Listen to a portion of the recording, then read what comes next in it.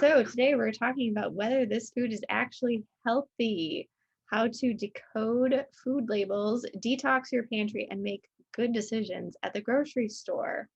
Something I think we could all learn a little bit more about. Yes, absolutely. All right. Take it away, That is me. So some of you know that I am Lucina. I am an RCA certified run coach. I am a speech language pathologist, and I love helping beginner runners find their way. And I also, as you know, love the treadmill, and I love developing motivating workouts to help walkers, runners, beginner runners, etc., build strength, speed, and endurance. And I'm so happy to be here. Nutrition is such an important piece to me, and I know that my nutrition wasn't where it was a long time ago in the past. And so I love what nutrition has done for me when I eat properly. And so I contacted Jackie. We've been friends through IG for about a year now, over a year. And so I contacted her and talked to her about what I'd like to do in terms of helping others detox their pantry, understand labels. And so we came together and got this done. And so here we go. And that's how Jackie and I got together to do this. Awesome. And can I just say, like, you look super fit in this photo. They're awesome. Yeah. All right. So thank you for having me. It's been awesome working with you. So everyone, I am Jackie Kirchner. I am a registered dietitian. I work with a lot of runners, primarily runners in my private practice world, but I also work as a clinical dietitian at a hospital. But my goal is to help runners and people increase their fitness, improve performance, and fuel their bodies better. And today we're not really talking too much about running. We're going to talk all about healthy eating, detoxing your pantry, and how to know whether you're actually making good choices when you go to the grocery store. So with that, shall we get into it? Let's do it. All right. So we'll start with an intro. Then we're going to do just background info. I want you guys to make sure you understand how to read labels so you can detox your pantry, and so you know what foods to choose and which to avoid, or, if you choose not to avoid them, you know what you're choosing. Then we're going to talk a little bit about some of the tricks that marketers play on us and why what you're eating might not be as healthy as what you think. And if you're duped, don't feel bad about it. This is their job. There's lots of people out there making lots and lots of money trying to make you think that you're eating something healthier than what it is. So don't feel bad about it. I just want to kind of open up a curtain so you understand a little bit more. And then we're going to talk more about healthy foods for a healthy lifestyle. Sounds good. All right. So when it comes to eating healthy, a lot of us say that we want to eat healthy or we want to eat better. It's a common New Year's resolution or whatever. It's a common goal. But to be honest, that means different things to different people. When I talk to people and they tell me they want to eat better, I always say, okay, what does that mean to you? Because what it means to you might mean something different to someone else. But regardless of who you are or what your goals are, there's lots of food marketers out there who are going to try and trick you into eating something that isn't as healthy as what it sounds.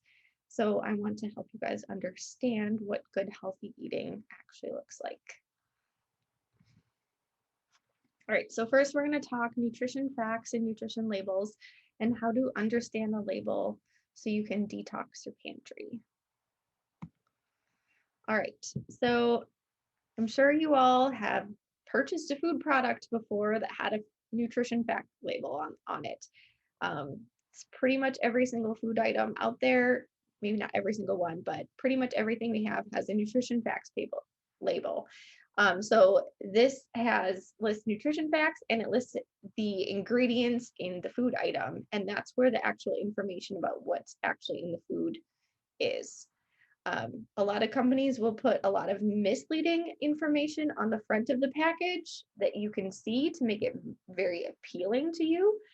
They might not be outright lying, but it might be a little bit misleading. So the back of the label is where the real information is. All right, so when it comes to reading a nutrition label, this is just one that I grabbed as just a sample size. So how this works, guys, you start at the top there. Number one, you look at the serving size. So I always tell people to take a look at the serving size. And then another thing to look at is the servings per container. So in this sample label, there's 2 servings per container. Um, the food items that have 2 servings per container can be really kind of tricky in some ways because a lot of times they look like they're just one single serving. I don't know if you guys have ever purchased a 20-ounce soda, but it used to be 2.5 servings per 20-ounce soda. Most people are not going to take one 20-ounce soda. Have you ever known anyone, Lugina, that took a 20-ounce soda and like drank it over 2.5 days? Right. No, they don't. Typically, you just drink the whole thing. It's the same thing with cereal with little kids, right? And so the serving size is just half a cup, and a lot of people put more than that in the bowl, right? So same thing. It's yeah. I Yeah, definitely know. I myself will drink the whole thing. yeah, exactly. I mean, it's technically it looks like a single serving. So that's one of the things to pay attention is how many servings per container. So everything on this nutrition label is for 1 serving. So if you ate 1 cup, then you would get, like, for example, 250 calories and 0 grams of fiber and 5 grams of protein. But if you were to eat the entire container, you would take everything on there and multiply it by 2. So 250 calories times 2, so that's 500 calories. 5 grams of protein times 2, that's 10 grams of protein, etc. But so that's why I think it's always important to pay attention to how many servings you're eating. Um, they'll also list calories. It will list fat and cholesterol and sodium. In general, those items in yellow there, those are the ones we want to try and limit: total fat, cholesterol, and sodium.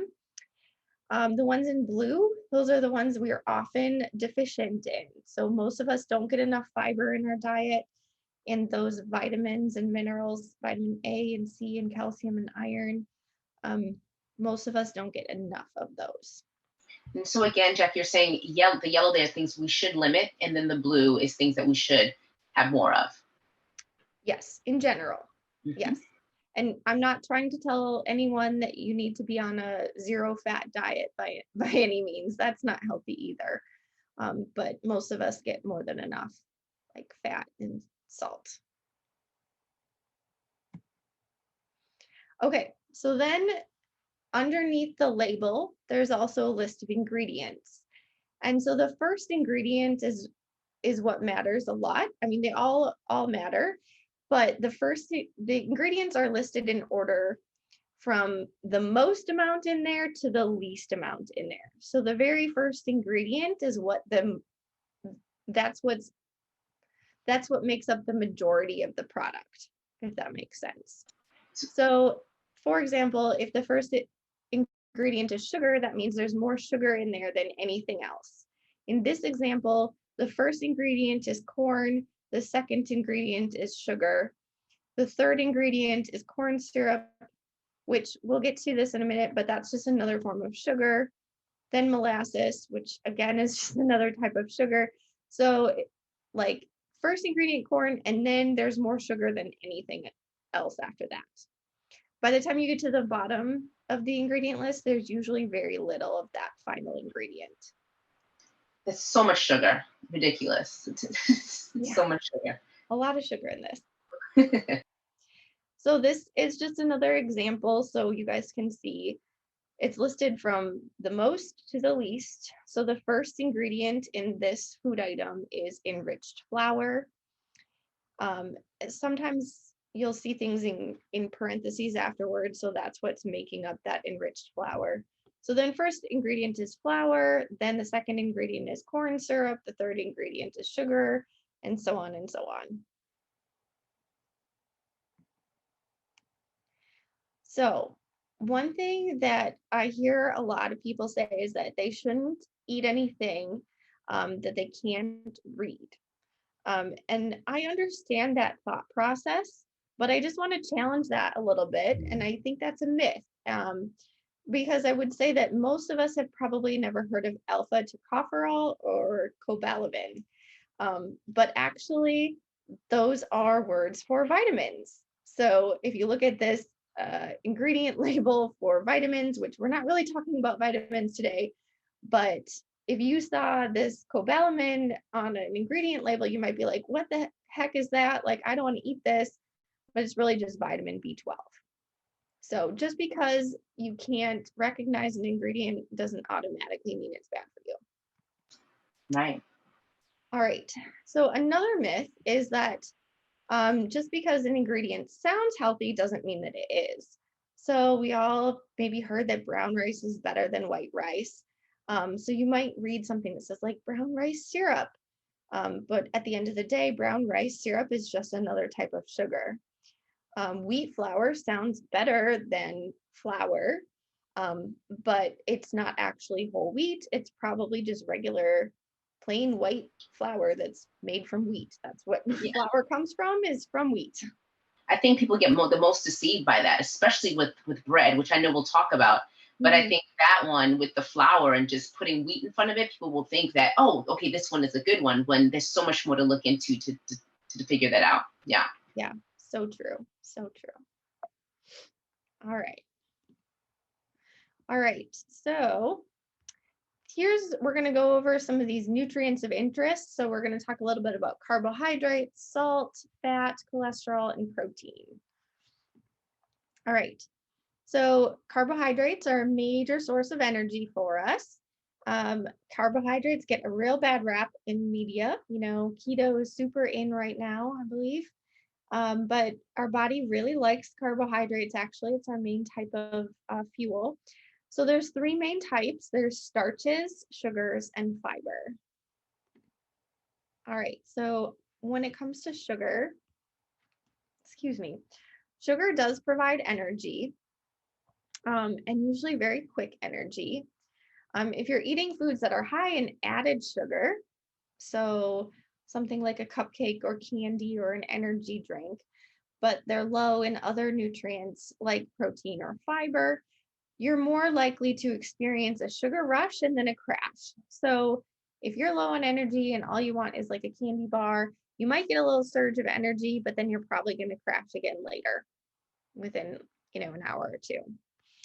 And that tends to leave us feeling more tired, more hungry, and craving more processed food. And the reason we want that processed food is because we have depleted all of our energy. So our body is like, hey, I need energy. I need it now. I need it fast. Well, how do you get fast energy? From sugar. So that's why you tend to have more cravings for more processed goods or sugary items. That cycle.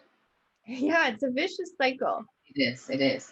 It's crazy how that sugar, if you don't have it, you may not have sugar for a while. You can get so addicted to it. It's so just like a drug. Like it's so addictive. Yeah. It's not a fun cycle to be part of. We're going to try and help people get out of the cycle. Right.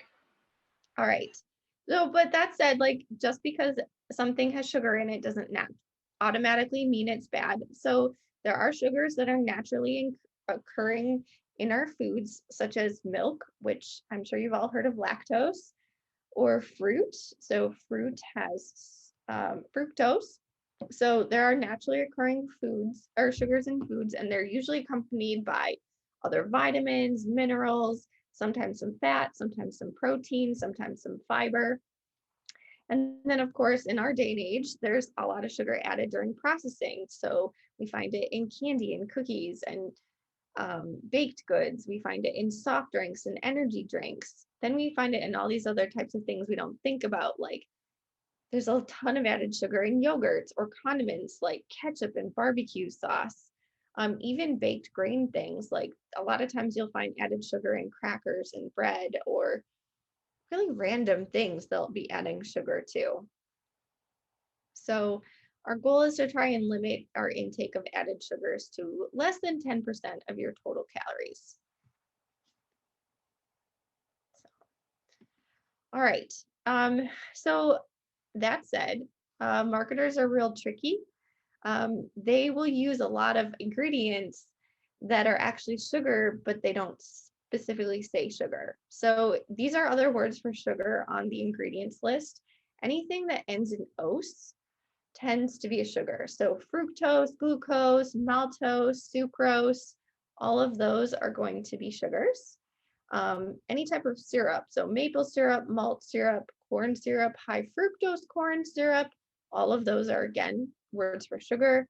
Then there's honey, molasses, agave nectar, fruit juice concentrate is another word for sugar. These are all just different types of sugar, but they're all just at the end of the day, it's just added sugar. Cane juice, barley malt. So if you start looking, you'll start seeing sugar everywhere. So Jackie, would you say in terms of like we know like maple syrup comes directly from a tree, right? Yeah. And then honey. We also hear about agave nectar. Would you say that it's better to have it? We should sort of stick to those types as opposed to the processed ones, or would you say it's sort of as long as you limit all of them, or is it best to stick with those that are less processed, like a maple syrup? So I will say that in general, moderation is key for everything. Um, I wouldn't say like, oh, you can go nuts on honey or maple syrup just because they're naturally occurring and, you got it from a tree or bees made it. They're often with those naturally occurring ones are a smattering of other vitamins or minerals in them, which could be beneficial. But at the end of the day, moderation is key, and your body is going to essentially process them all mostly the same. And, you add a ton of sugar to your body, if it's too much, your body doesn't care if it came from maple syrup or agave nectar or if it came from, just white sugar from the grocery store. That's a good question because people want to know. Then we're going to talk a little bit about whole grains versus refined grains. So a lot of times people think that they're buying whole wheat bread or whole grain bread, and they're not. So one of the ways to tell is looking for this stamp on the package, and then the first ingredient should be whole wheat or whole grain. So if it says enriched flour or it says wheat flour, that's not actually whole grain.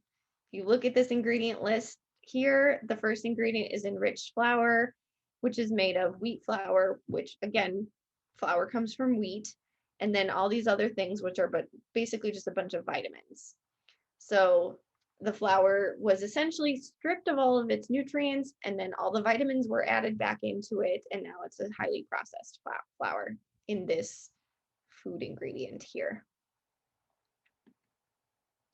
So here's kind of a visual of whole grain versus like a processed grain or a white grain. So whole grain has a bran, which is like this fiber rich, this outer layer. It protects all the good stuff inside. It has tons of vitamins. It has a bunch of minerals. Then there's this middle layer. It has carbohydrates, a little bit of protein. And then in a whole grain, there's the germ as well. So that has some antioxidants and some more vitamins and some healthy fats. So whole grains and whole wheat, 100% is going to use the entire grain, whereas your enriched flours or white bread, they take all the good stuff out. They leave the middle endosperm, which still has some good stuff, but then they just add all the vitamins. So now we have a highly processed product that has a lot less fiber, a lot less vitamins, and isn't going to make you feel as full because it takes a lot less work for your body to digest it. So it's less satisfying. Which is why we get so hungry after having like a fast food type of thing because everything's been stripped from it. Is that correct? Yeah. I mean, that's a big part of it. Like if I have like a white bread type of sandwich or something when I'm out, because I rarely buy it, but yeah, I'm full, or I'm full not very long. It's No, long before I'm hungry again. exactly. There's a short difference if you have something that's whole grain versus that white. It just goes right through you as opposed to something else keeping you full for hours longer. Right. And it also tends to raise our blood sugars really quickly, which can also lead to a pretty dramatic drop, which can lead to some of those cravings and energy crashes.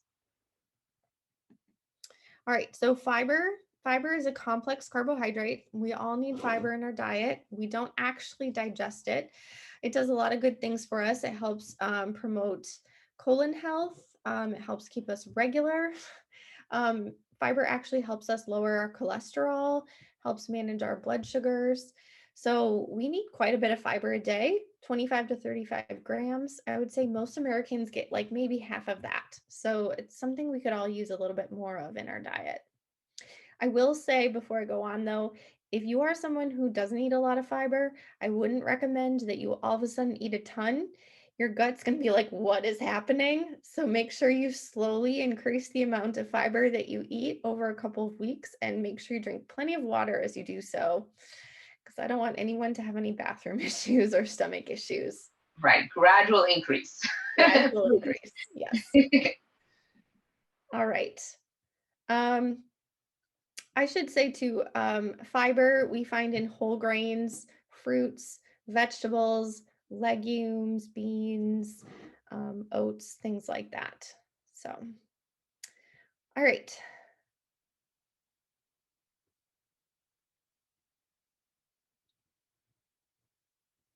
Lugina, I can't hear you. I'm sorry. There I go. So Yolanda has a question. In terms of the whole grains, what should we look for when buying bread? Does it just saying whole is just saying whole grain enough? Yeah, so the first ingredient should say 100% whole wheat or 100% whole grain. And I believe we have a couple of examples coming up. Yeah. So, good And I know question. I have a rule of thumb that I like to share, and I'll Oh, make sure I do yes, please that. do. Yes, I will once we get to that. Oh, okay. Okay. Oh, well, I'll say it now. So Sure. one of the things that's good to look at, because sometimes you may miss the label or you can't find it on a package in terms of something being truly whole grain. Typically, per 100 calories, you want to look for at least 2 grams of fiber per 100 calories. So if I buy some bread and I look at the calories and each slice is 100 calories, then you should have at least 2 grams of fiber. That typically will tell you if it's whole grain. But if it's 100 calories per slice and it tells you negative 1 gram, then that typically is not truly whole grain, because some breads will say whole grain or 100%. Some of these companies will do that. I've seen it myself. And so I know that's one rule of thumb. And I'll say, yeah, but less than 1 gram of fiber, you're not really whole grain. And I throw it on the floor and I walk out. No, I'm, I'm kidding. But yeah, that's one rule of thumb that I like to do. 2 grams of fiber per 100 calories is one rule of thumb, one thing to look at. Yep. Good one. All right. So now we'll talk a little bit about salt. Salt does provide flavor. It also acts as a preservative. So that's part of the reason why we find it in so many of our foods today. Um, but that said, we're all very used to salt. And so there's tons of salt added to our foods, especially anything that comes from a can or a box tends to have a lot of salt in it. Um, we all do need some salt in our diet, but most of us eat too much. So if you're someone who has high blood pressure or hypertension or retains a lot of fluid for some reason, whether you have, like heart issues or liver issues, you might have to be extra diligent about limiting your salt intake. So here's some other words for salt that you might find on an ingredients list. So again, people are being tricky. Sodium is another word for salt. So sodium chloride is what makes up salt, table salt. Brine, which is just like a water salt solution. Baking soda, which has sodium in it. MSG, which is monosodium glutamate. So all of these are going to provide salt or technically sodium to your diet. All right, we're going to talk a little bit about fat. So fat is another one that gets a really bad rap, but not all fats are bad. So we need fat for energy. It's important for our immune function. It's important to make hormones. The right kinds can actually help us fight inflammation. It's good for our brain health and heart health. We actually need it to absorb many of our vitamins. We can't absorb some of them without fat. It also provides taste. I don't know if anyone has ever bought like a fat-free like salad dressing or something. It doesn't taste very good. And then they just like take out all the fat, which has all the flavor, and then they just add a bunch of sugar and salt. So it's not really that much better for you. Another thing about fat is that it provides satiety, which is that feeling of fullness or satisfaction at a meal. So if you have a meal that has no fat, even if you have like vegetables and protein and it's healthy food, you're probably not going to feel very satisfied, or you might feel hungry again shortly after because fat is providing that feeling of fullness. That said, so we want to avoid or limit our intake of saturated and trans fats because these are less healthy, and we want more of the unsaturated fats. And I will kind of talk a little bit about what those look like. So trans fats, these ones are the ones that I tell people to actually like avoid at all costs. So they're man-made. What they do is they lower your bad cholesterol and sorry, they raise your bad cholesterol, and then double whammy, they lower your good cholesterol. So I don't know if people know that they have multiple types of cholesterol in their body. There's your bad cholesterol, your good cholesterol. You want your good cholesterol to be really high. You want your bad cholesterol to be low. Well, trans fats do the opposite. So if the ingredients list has partially hydrogenated oil, then it has trans fat. Here's a tricky thing.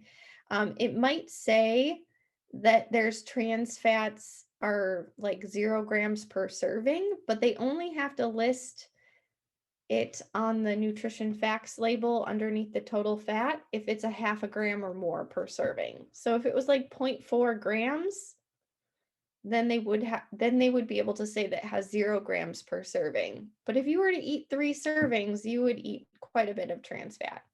So you have to read the ingredients label to see and if it has that partially hydrogenated oil. And this is one of the big ones in terms of looking at and reading that label, because they won't tell you if it, like you said, if it's Mhm. less than that half. So that's a good one. Thanks, Jackie. Yep. Here are some common sources. Just, I don't want you guys to be like, oh, here's trans fats and not know where to look for it. So here are some common food items where you might find trans fats. Refrigerated doughs, so pre-made biscuits or cookie doughs or pizza crusts might have trans fats. Fried foods, prepackaged baked goods, potato chips, excuse me, vegetable shortening. I one time found a bunch of trans fats in like an enchilada sauce, which was really strange. Um, Canned frosting has a lot of trans fat usually. Um, Now, I would say in the last like 10-15 years, trans fat's gotten a really bad rap. So a lot of companies have tried to cut out or cut down or eliminate their trans fats, but that doesn't mean that they're not there. So these are the common places to look for them. And I just wanted to add, I know there are some companies that are really working hard, like with whether it be with breads and everything, or for where they're trying to completely remove that and not put any processed things in there. So some companies are really working hard to do that and eliminate those. So again, the ingredient list, like Jackie said, is so important to look at. Yep, absolutely. All right, so saturated fat. This type of fat can raise your risk of heart disease. It does tend to raise your quote unquote bad cholesterol, though it doesn't have the double whammy that the trans fat does, where it also lowers your good cholesterol, it just raises your bad. So these fats are usually solid at room temperature. Ideally, they should make up a very small percentage of your total calories for the day. Less is better in for the most part. Okay to have a little bit of this type of fat in your diet. So it would be listed on the nutrition facts panel underneath the total fat. So here are some common sources of saturated fat. So butter, ghee, fatty cuts of meat, cured meats like bacon or salami, poultry skin, full fat dairy, um, cakes, biscuits, pastries, these types of things. So these are some of the places where you will find some saturated fat. So it's okay to have some in your diet, but it's not something that this is not the primary fat that we want to be eating. All right, so unsaturated fat is um, tends to be healthier for us. This is where we should get most of our fats. So there's monounsaturated and polyunsaturated, but basically I just want you guys to know that unsaturated tends to be healthier. Usually it helps us reduce our bad cholesterol. These types of fats tend to be liquid at room temperature.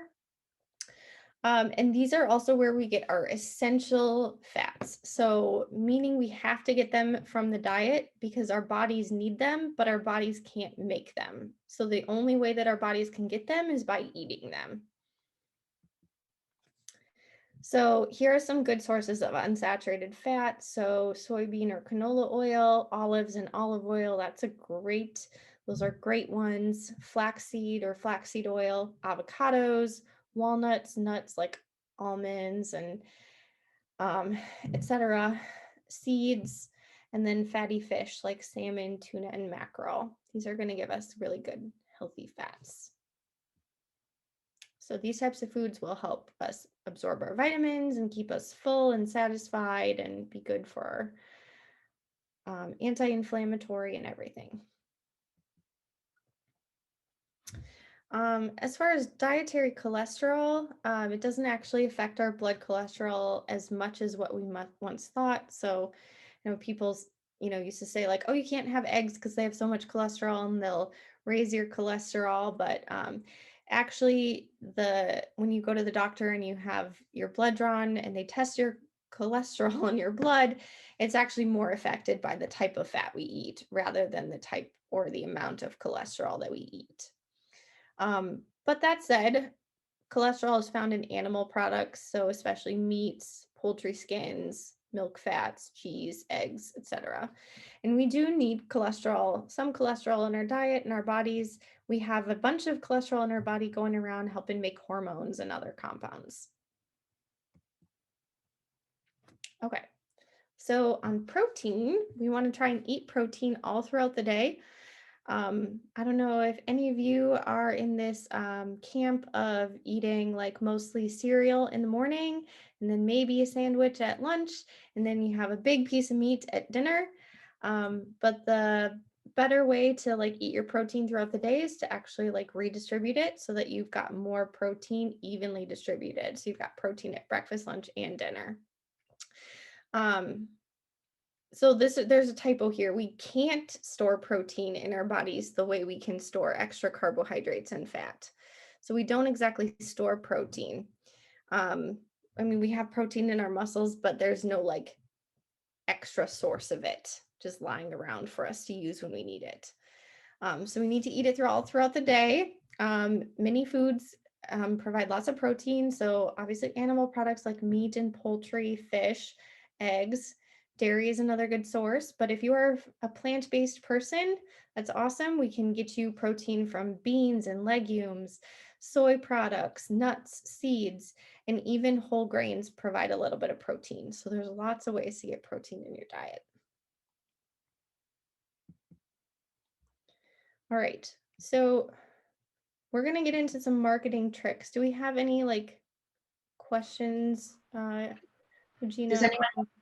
Yes, no questions right now, but I would like someone to check in. How's everyone doing? Are you receiving all the info well?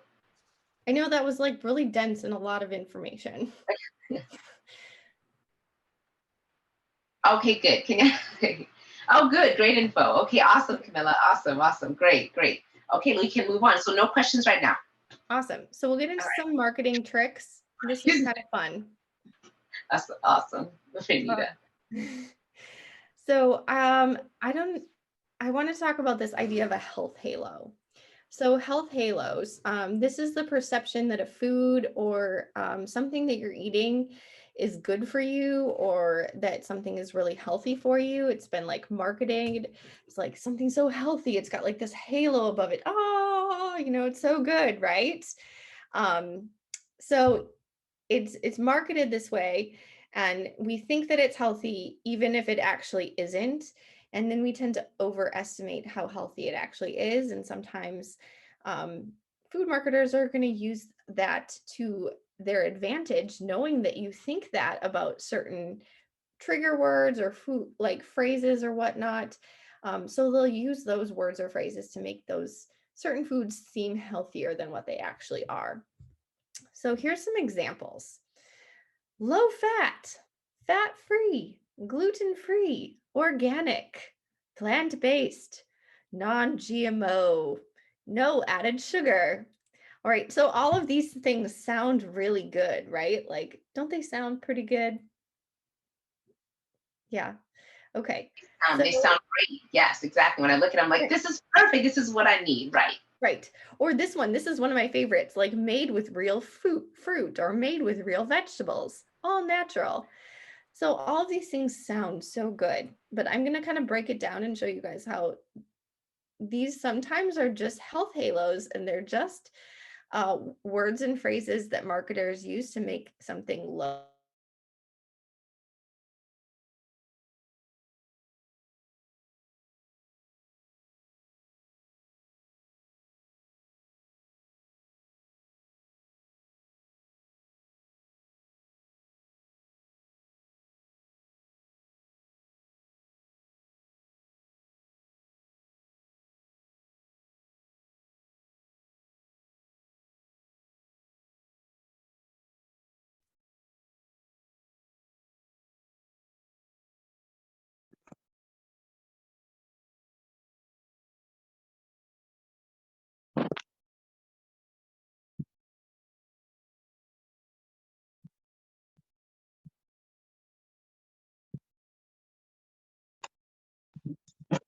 Sandra, you can turn off your camera.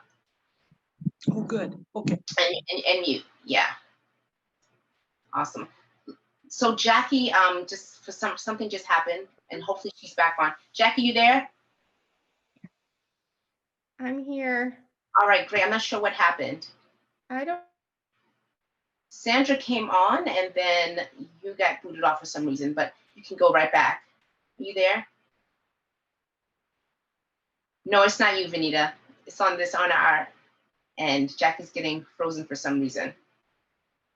Oh no, we're on a roll. Do you want me to get off, Lucina? No, I don't know. Huh. Maybe. I don't know if that's the reason. I'll log off and then I'll try and log back on. Okay.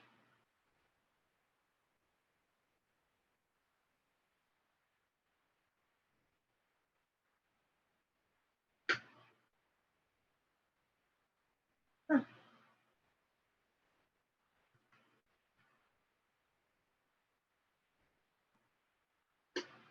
Okay. Jackie should be coming back on soon. Sorry, everyone.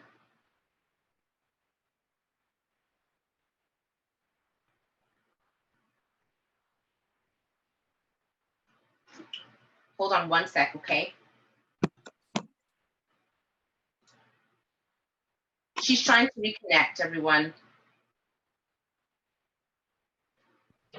There she goes. Can you hear us, Jackie? And I'm not I sure am what. so sorry, everyone. That's I okay. have no idea what happened.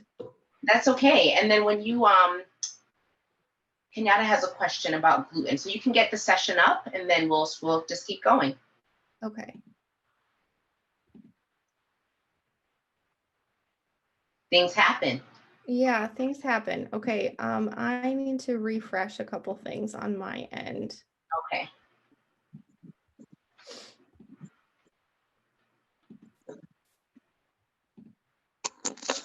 Okay. So I'm sorry, everyone.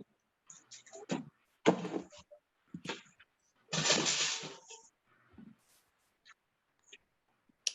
gonna try and find where we were.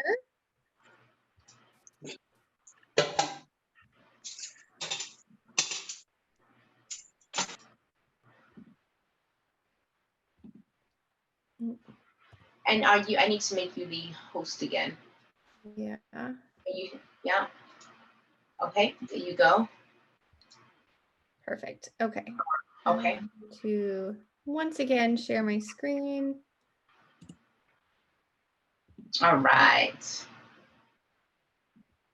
Let me get the chat going, and I'll tell you the question that we have. And Yolanda was saying that it wasn't you, Sandra.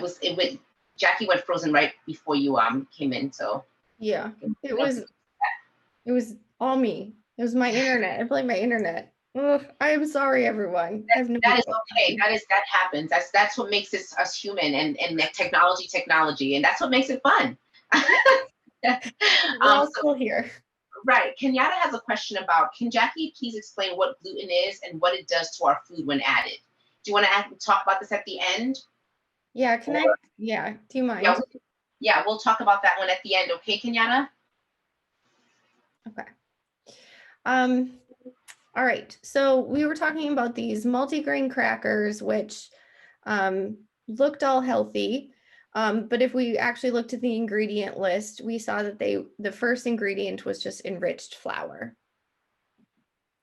Then if you look at the actual nutrition facts panel, like if you think about what Lugina said earlier, there's actually no fiber at all in these multigrain crackers. So this is just like kind of a trick that these marketers have used to make us think that these crackers were better than the regular club crackers. And I would argue that there's really no difference. All right, so another Yes, Ritz example. crackers is also another one that loves to do. Yes, Ritz, here we go. So Ritz, the fun thing about this one is that they say baked with whole wheat. So it makes you think that they're made of whole wheat, but there is a difference between being 100% whole wheat and baked with whole wheat. So the first ingredient in this item is actually enriched flour, which, as we talked about before, is just processed flour. There is a little bit of whole wheat flour in here, but it's not the first ingredient, and it has no actual dietary fiber. And we know our rule of thumb, 2 grams of fiber per 100 calories. It doesn't even have one for the 70 calories. So that's another rule of thumb. So if you don't see that sign, you see whole wheat, that's one thing to look at and say, aha, I've got you. Yeah. All right, so this one looks really promising, right? So if you look in the corner, look at all these vegetables that it has in it. It has like 5 tomatoes and 2.5 cups of broccoli. Okay, nope, it actually does not have any of those things. It actually, if you read what it actually says, it contains the vitamin values of 5 tomatoes and 2.5 cups of broccoli, but not that much actual vegetable content. In fact, I looked at the ingredient list. I don't think I included it in here. It had more salt than any other type of vegetable. So it might have had a little tomato powder or broccoli powder or something, but it had more salt than anything else. This is so deceiving. Very deceiving. Veggie chips. Look at how good it is. Look, even the name is called Good Health. Right. Enjoy being good. Yes. Wow. 5 tomatoes, 7 cups of blood. Yep. All right, here's this one, Pringles versus veggie chips. So obviously the veggie chips are going to be healthier than the Pringles, right? Okay, let's take a deep dive into the difference. All right, so as it turns out, both of them have 9 grams of fat per serving. They have about the same amount of calories. They both have 1 gram of protein. They both have basically no fiber at all. So from a nutrition facts perspective, they are pretty much identical. So in this case, I didn't print out the ingredients. I also looked, and the ingredients of both of them were primarily potatoes, then oil, then salt, and that's it. All right, so here's some bread examples.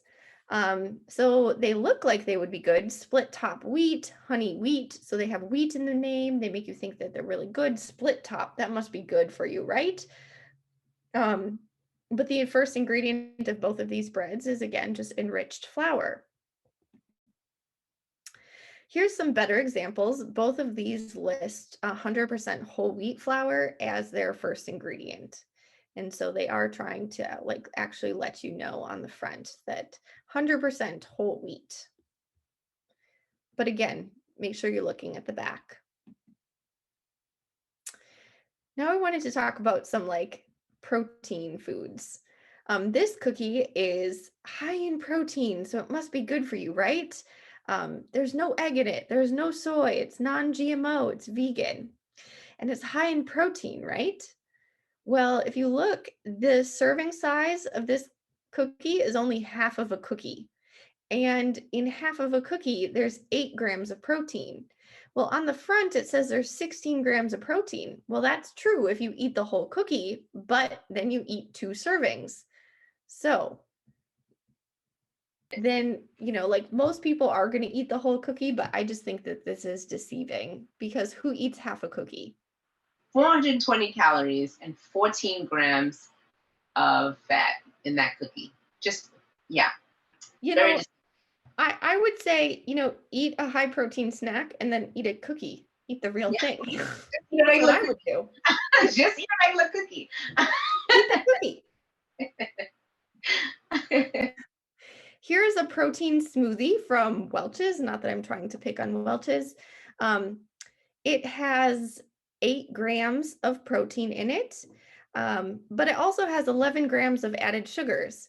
Guys, in 1 glass of milk, 8 ounces of milk, there's 8 grams of protein and no added sugar. And it's going to be a heck of a lot cheaper. So whether you get skim milk or 1% or Lactaid, that would be a healthier choice.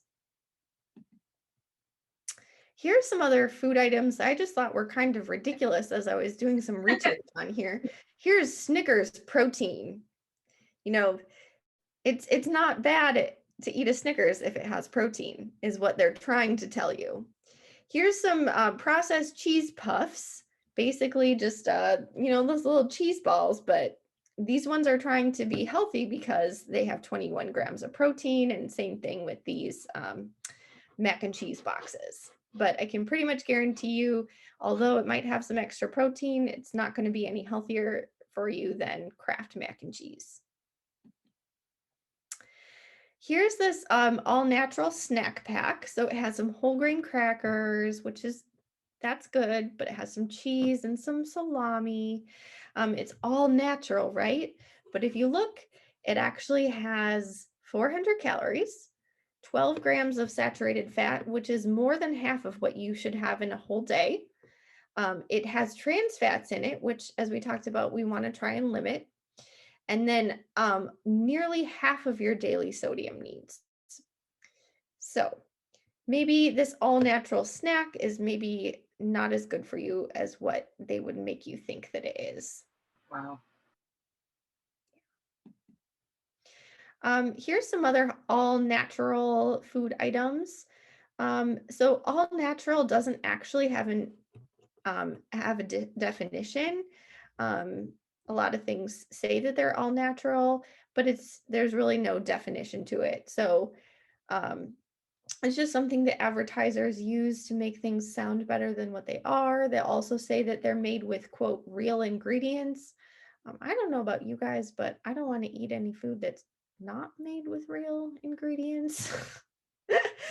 But anyway, these chicken nuggets, they're still chicken nuggets at the end of the day. This peanut butter it's a peanut butter spread. It still has added sugar and oils in it. I'm not really sure what makes these pancakes all natural. I mean, hopefully they're made with real food, but it doesn't mean much. It really doesn't mean anything. A lot of beverages out there that people drink are basically just expensive sugar water. A lot of times they have added vitamins, electrolytes, sometimes some caffeine, but most of them are just expensive sugar water. I know, Lugina, you have a lot of thoughts about some of these sports drinks. The thing with the sports drinks are a lot of times people will get into buying this for their children. And if some of them, like Gatorade, most of them have a lot of sugar. And so a lot of times children will go out and run the field for play a soccer game for 30 minutes, and then you get a Gatorade. And they don't need, water is suffice. Like there's so much sugar in like something like a Gatorade. And again, if you think of a football player, like usually in those commercials, you see a football player that's sweating excruciating, I mean, tons of sweat. That person needs those electrolytes. That person who's running for hours needs something like this, perhaps. And there are other things as well with less sugar. But your children, for instance, you don't need anything if you're just going out for a 30-minute walk or a quick run. You can just hydrate with water. It's not necessary to have all that. Yep. So tell your friends to stop buying these for those quick soccer games. It's not necessary. Unnecessary. Here are some cereals. Now, I would say probably most of us would have, if asked, would say, okay, Cookie Crisp is probably not healthy. But maybe they would look at this other one in the middle, Nature's Path, organic. It's organic, it's got only 8 grams of sugar and it's no artificial colors or flavors. And then it's gluten-free and it helps you save the lemurs. This all sounds really great, right? Basically, guys, all of these 3 cereals that I'm highlighting here, not to pick on any of them, are just advertising their natural flavors and lack of artificial colors and flavors to distract you. That they're all just basically dessert. So if you want to have dessert for breakfast, that's totally up to you. That is your decision. You have autonomy, but don't look at some of these things and think that they're not dessert just because they don't have artificial ingredients or they're gluten-free. Here's some other items that I found that I thought just kind of highlighted some of this health halo idea. These goldfish veggie crackers. So they have tomatoes, they're cheesy tomato. There's only a third of a serving of vegetables you'd have to eat 3 servings of goldfish in order to get 1 serving of vegetables. That's not really doing a whole lot for you. The fruit snacks, they're made with real fruit and veggie juice, but there's not an actual serving of fruit in these. They might have as much vitamin C as what a serving of fruit has, but that's not the same as actually eating fruit. This item's called Lesser Evil. It's grain-free and it's got all these fancy labels on the front. It might not be a terrible snack, but that doesn't necessarily mean that it's good for you, and it doesn't mean that it's worth $6 a bag or however much it costs. So just when you see these types of things, just take a second to kind of question it. Is it really too good to be true? If it is, if it sounds too good to be true, it probably is. Here's some other options or ideas, not ideas, just examples is what I mean. These SpaghettiOs advertise that they have 20% of your daily vegetables. That's really not that much if you think about it. These are basically just organic toaster pastries. There's really no difference between these and Pop-Tarts, even though they're made with real fruit. You think about it, made with real fruit, so what? That doesn't mean you're actually getting a serving of fruit. So those are just some examples of health halos and common foods that you might see. One we didn't include is those wraps. I don't know if you guys have ever seen spinach wraps or the sun-dried tomato wraps. A lot of times they're just white flour wraps that have a little bit of spinach powder added, but they make you think that they're so healthy because they're made with vegetables. Yeah, and not that we're saying that some companies may actually have these things within their foods, but it's just really looking at the labels to see if it does. Right. And yeah, just look at the labels. And we're not trying to tell anyone that you should eat this or you shouldn't eat this or that you're not allowed to eat any of these foods. I believe if you like some of these foods, you should be allowed to, you can fit them into a healthy diet. I just don't want anyone to be duped into thinking that something is much, much better for them than what it is, or that, they can eat without abandon, just because it has this because it's gluten-free or because it doesn't have added sugar. Right. I just want everyone to be an informed consumer and realize what it is that they're buying. And if you look at something and you know what's in it and you decide to buy it, great. And if you look at it and you decide it's not worth it, also great. Like Right. what I decide to buy might be different than what Lugina decides to buy, which might be different than what Sandra decides to buy. And that's okay. But as long as you're informed and you make good decisions for you and your family and your lifestyle. Yeah. Right. Informed shoppers. That's all. Yep. We just want everyone to be informed shoppers. So now we'll get into some good healthy foods for an active lifestyle. We'll kind of go through these a little bit quickly. So, a good healthy pantry. So I think canned, dried, and frozen beans and lentils are a great addition to your pantry. So, especially canned are so convenient, or frozen ones are so convenient. These are a good source of vitamins and minerals and fiber, and they have protein. So, and they really add a lot of bulk to like soups and stews and all kinds of dishes. I wanted to add one thing about that with organic with beans.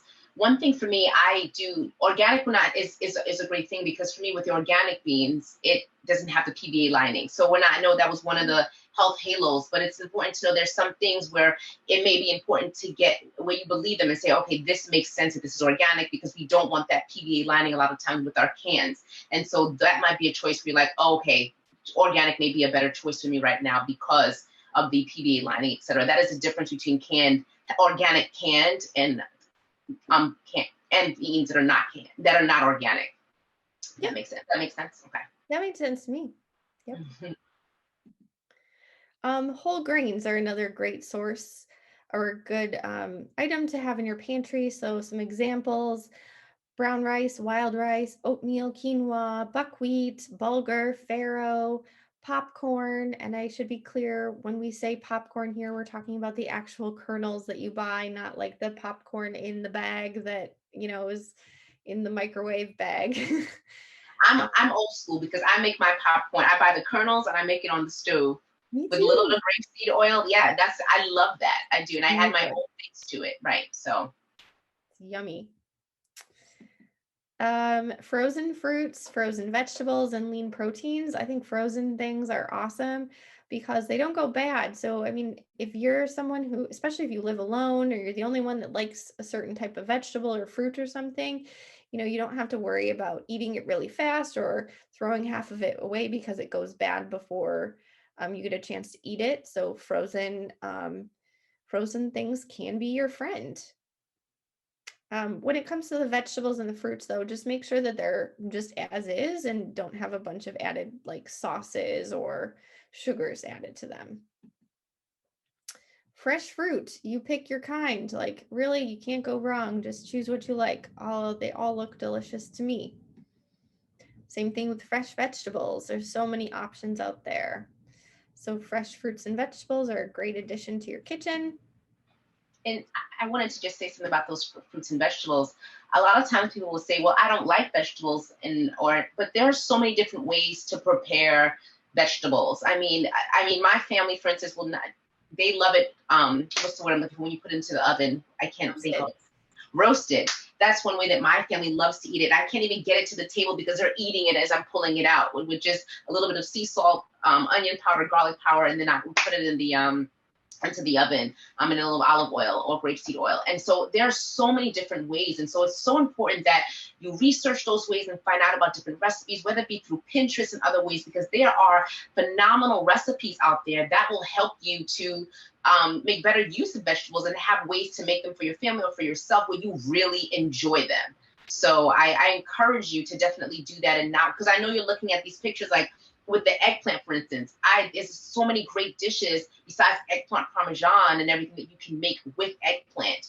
If anyone wants those recipes, you can message me afterwards.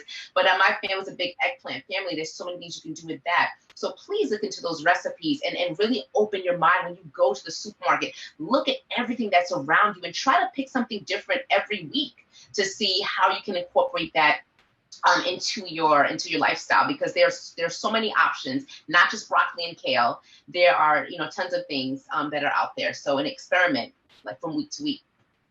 I think that's such a good point, Lugina. And I meet a ton of people in my professional life that say, "Oh, I don't like vegetables." And you know, like, you know, you might not like something raw, but maybe you like it steamed, or maybe you like it roasted, or maybe you like it with a sauce.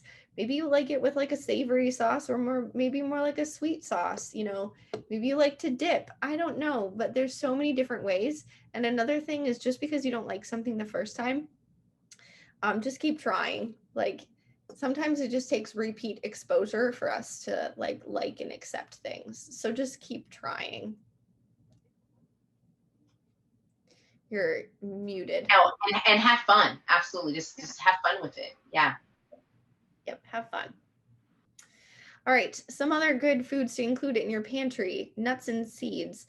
Both of us are really big fans of this kind of peanut butter. This is the kind of peanut butter I always buy because the only thing in it is peanuts and a little bit of salt.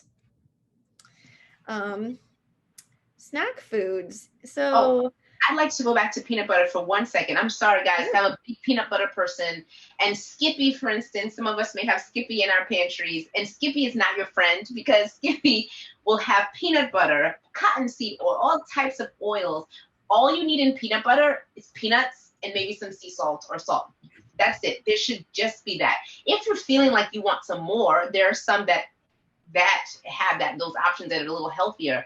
But just eating peanut butter, you can just peanut butter by itself, or maybe it may have salt as another ingredient. Smucker's is great. One ingredient is just peanuts. And if you need some added sugar, I like to add a little tiny bit of honey or maple syrup, tiny bit, and then I will add that in. But please make sure, like, when you're buying peanut butter, peanuts and salt should be the only ingredients, and just peanut butter is even better.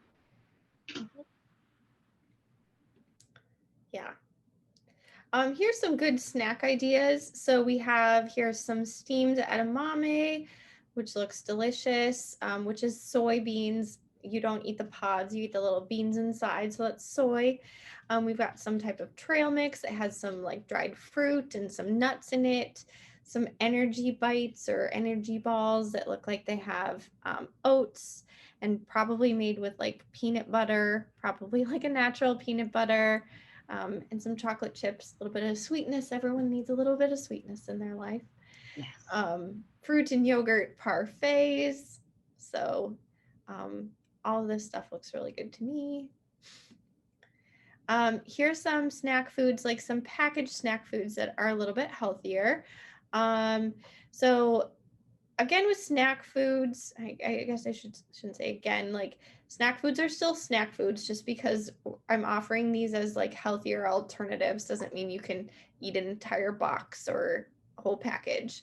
But we've got a whole grain cracker. We've got chips that actually have some chia and quinoa in them. We have hummus, which has a little bit of healthy fat and some protein. This queso dip, which I haven't tried yet, but it's plant-based, and I think it's made primarily of, it's nut-based, correct? It is. It has only, no, and it has cauliflower, roasted peppers. It is all vegetables. I actually buy this for my family. They have the buffalo dip as well. This company is great with, again, just vegetables, no preservatives, no nothing. It's really a good one for a nice snack that, again, just has those real vegetables in them. I just haven't found it around me yet. I have to mail you some. I'll freeze it. It sounds awesome. Here's some healthier cereals. So whole grain cereals that don't have as much sugar in them. So a couple of options. Again, just read the label. Healthier breakfast options. So we've got, of course, oats. You know, I think oats are great. You buy it in a big tub like this, you can flavor them in any way you want. You can control the amount of sweetness. You could make them savory. I actually really like savory oats. Kodiak cakes are made with whole grains. I should say that, I mean, they do have some added sugars to them. Granola, especially if you make granola yourself, you can control the amount of sugar that goes into it. Yeah. Here are some examples of whole grain breads and wraps that are made with 100% whole wheat or 100% whole grain. So we've got some options there. Again, people, just read your labels. Here's some good ideas for granola bars. So Lara bars I like because usually there's only like a few ingredients, dates and nuts and maybe some fruit.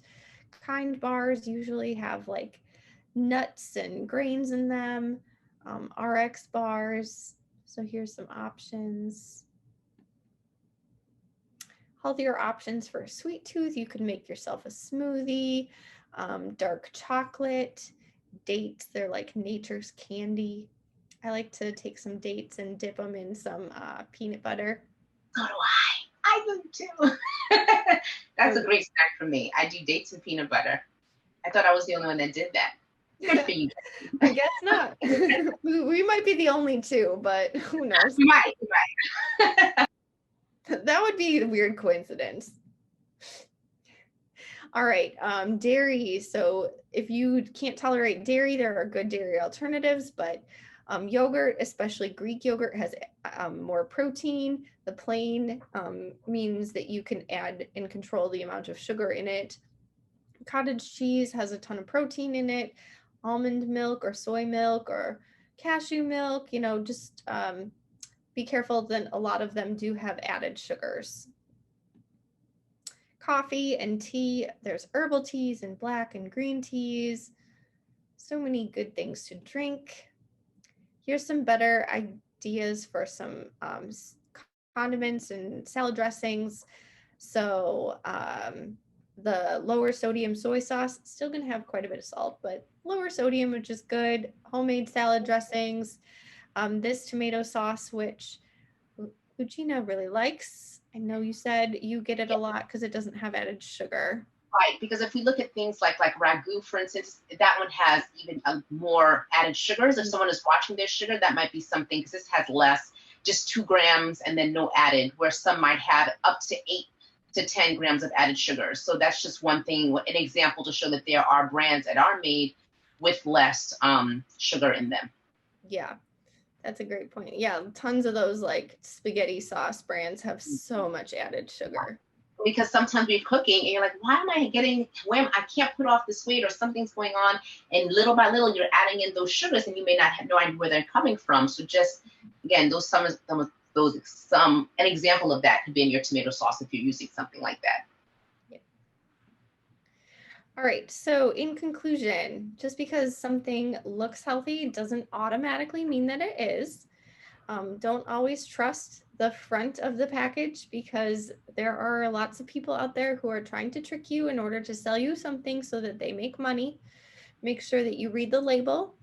And I hope that we showed this, that healthy eating doesn't have to be hard. It doesn't have to be boring. There's lots of really good, tasty foods out there. You can eat really well without going for a bunch of processed stuff or eating nothing but chicken breast and broccoli. Like, right. There's so much more to eating healthy than that stereotypical, very boring dish. And right. Oh yes, and questions. And then we do have some questions, and I just wanted to reiterate the importance of really looking at your items and having fun with the food you cook. There are a lot of options out there, lots of recipes, whether it be on Instagram or whether it be on Pinterest. There are some great dietitians like Jackie that have some sites where they're sharing a lot of great recipes, plant-based recipes. I mean, the options are endless. And so please don't be bored with this. You do not just have to have, even with things like pizza and finding your own whole grain pita bread and putting all types of vegetables and all types of things on there. There's options are endless. I'm from Haiti. We have a lot of ethnic foods. There's options for that as well. So you can cook foods from all types of countries and American food, no matter what it is. And you can find healthier ways and fun ways, delicious ways to make them. Because my food is not bland. It is delicious and it is healthy and full, and it keeps me full, and etc. So please, even if you're making oatmeal, add some good things in there so that it's not just a bland oatmeal. You can add those frozen foods, add protein powders, add your different things in there. Have fun with your food and enjoy it. And you know, that's it. Just want to share that and reiterate that. Sorry, Jack, I get really into that. I think that was good. We needed that reiteration. Yeah. So let's go back to passion. We need the passion. Yeah. Right. Just a reminder to have fun with your food. And it doesn't have to. It can be fun and healthy. Okay, so Yolanda Okay, we're talking about bread. What should we do when look buying bread? We did talk about that. What's the next question? Okay, gluten. It was from Kenyatta. Explain gluten and what it does to our foods when added, So the please. very technical definition of gluten is when two different proteins in wheat come together um, and form a different protein called gluten, and it just provides structure to baked goods. So gluten gets a really bad rap because, um, well, I don't really know why, because it's so terrible. A lot of people say it's so terrible for us, but it's literally just a protein found in wheat and rye, um, and it provides structure to baked goods. So if you're someone who has celiac disease, it's very bad because it's going to because you're allergic to it. So it's going to cause like really bad problems. But for most of us, we can eat gluten without a problem. It's just one of those things that it's like an anti-health halo. Oh, it has gluten, it's so bad, but that's not really the case. Unless you have celiac disease. Right. Right, It is very bad. right. Okay, our next question, and Dominique was also, she agreed that most people never look at the actual serving size. It's usually very small amounts, like we talked about the cereal and all those other things. So look at those serving sizes. Kenyatta had another question. What's the difference between alcohol sugars and regular sugar? Is alcohol sugar a trick? Ooh, that's a really good question. So, a sugar alcohol isn't quite the same as regular sugar. So, our body doesn't digest it quite the same. We actually get some calories out of it, but we cannot fully digest it. And because we can't fully digest it, um, it often causes a lot of gas, bloating, potentially diarrhea. So sometimes people eat a bunch of like sugar-free things that are made with a bunch of sugar alcohols and have a lot of stomach upset, and that's why. Another thing about sugar alcohol is that people will use it because it's a lot sweeter than actual sugar, but it's less calories. So it's not so much a trick, it's just something that, you know, food people that make food have known like, oh, some people are really watching their sugar is so terrible, is, you know, like that's the impression that people think, or they're trying to avoid sugar or they're trying to diet, so they're cutting calories any way they can. So that's one of those ways that they might modify a food in order to make it lower calorie. But in most cases, it doesn't necessarily make it healthier, and it might leave you a little bit more uncomfortable than if you ate the real thing. Does it do anything to your weight? If you have anything to it in terms of weight loss or anything like that? I don't really think there's enough strong research, you know, about that for certain, because there's so many different factors there. Um, you know, there is some research that shows that like people that eat a lot of artificial sweeteners actually don't lose any more weight, and there's all kinds of reasons, like maybe because our body is expecting to get sugar and carbohydrates, but then doesn't, it sends out a craving for more. So then we end up Yes. eating it. End up eating more. And that's that vicious cycle because our body's not really processing it and saying, well, we haven't had enough. We haven't had enough. And you keep, Right. which is like the Diet Coke, those that enjoy having it will continue to have, keep drinking it because their body just keeps wanting it. Is that correct to say? Yeah. Kenyatta has another, just to add to that, that was her question. Does it affect diabetics? The sugar alcohols? So it's not digested in the same way. So typically it is like marketed for people with diabetes, because it isn't going to raise your blood sugar the same way regular sugar is. But I would still say it's something to eat in moderation. Like if it's something your stomach can handle, that's fine, but don't go dumping sugar alcohols into everything. Right. Okay. And from Yolanda, how can you find recommended daily calories, sugar, and sodium? Okay. So it's really dependent as far as calories, it's really highly dependent on a person. So, you know, what is your age? How active are you are? How active are you? Are you male? Are you female? Are you trying to lose weight? Are you trying to gain weight? Are you trying to maintain? So, daily calories is really, really very personal thing.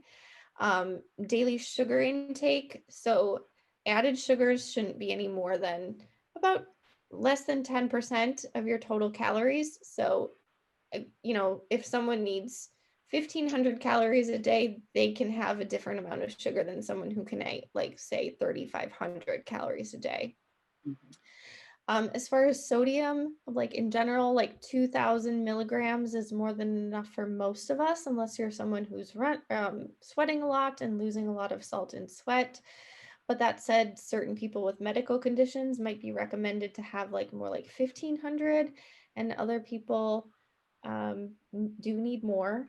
But I would say like the typical American diet provides like 4,000 to 6,000 milligrams. So like 2 or 3 times as much as most of us actually need. Hmm. Now, but then is there a place to go if someone's trying to figure that out, like what's recommended for them? Is there a website or someplace they could go to help them decide what would be best for them? They put in their activity levels, or is it best to talk with a dietitian such as yourself to help them come up with that? Well, I really appreciate that plug. No, it's Yeah. important. Good question. That's Yeah. important to know. Mm-hmm. Yeah. So, I mean, ideally, you would talk to a professional about your actual needs. There are some algorithms and decent websites out there that if you put in your age, your height, your weight, your sex, it will give you an estimate of your basal energy needs, which is basically just the amount that you need to survive. And then you would multiply that by an activity factor. So if you're someone who's like pretty sedentary, you would multiply that by a certain amount. And usually they tell you like how much. Okay. Awesome. Awesome. Tina had just made a comment about how many types of milk Dominique has in her refrigerator this week. Does Dominique drink a lot of different types of milk? Tina? Does anyone have any more questions?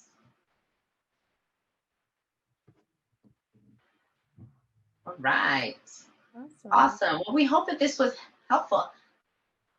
Oh, good, Renita, above my expectation. Oh, you're welcome. You're so welcome.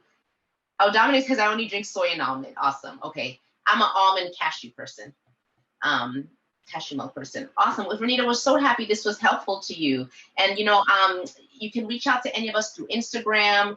And with all the emails, we'll have our info just in case you need some extra help from Jackie, who's the expert in this, to help out if you need a consultation or other types of services as well. But we're so happy to bring this to you. We're just happy that it was helpful. It's so important that we have the right foods and make informed decisions. And this for yourself and your family, because our kids are growing up and these foods are even more processed. Every single day, there's a new processed thing that comes out. Like we go to the supermarket, there's a new crazy cereal, Little Debbie cereal. Why do we need a Little Debbie cereal? And your child, and the serving size is a fourth of a cup, and a fourth of a cup has 5,000 calories. So your kid already has eaten for the rest of the year by I'm kidding, obviously, but I'm just saying it gets ridiculous with each passing day. And even more diseases are getting more exasperated by the items that are in food. So it's so important that we pay attention to those things to avoid catching getting any type of disease that we can eliminate and not have to have. There's some things most of us, some of us in terms of cancers, we know that some people are just prone to cancer. That could happen. But sometimes cancers can be formed by the types of things we keep putting into our bodies. So it's so important for myself and Jackie to share this information and share this with others as well. So, okay. Yay. Thanks, everyone. Thank you, everyone, for coming.